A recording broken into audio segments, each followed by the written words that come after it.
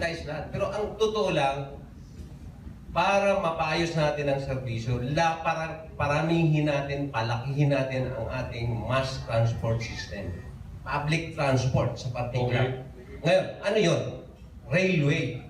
Sa ako, nasa release network ako, no?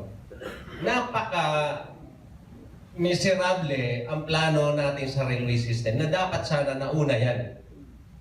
Nauna yan. Nauna tayo sa ASEAN, no?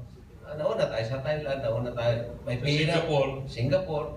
1896, mayroon na tayong PNR, may tramvia na tayo sa Manila, mayroon na tayong north and south na long distance na train. Inabando na. Pinabayaan. Pinalitan ng mga pag-aari ng Singson, pag-aari ng nitong Angara, Pariñas. Ito yung dahil mga political sa halip na public transport railway system. Ang Metro Manila, bago pa lang ako sa LRT ako galing.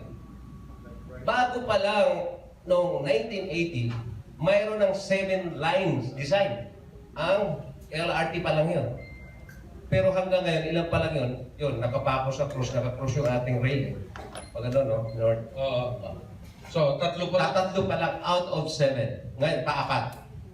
Pero sa kabilang karatig bansa natin ay pangalawa, yung corruption talaga, matindi ang corruption, bagamat meron ng change is coming. Kung kailan nagka-coming yung change na yan,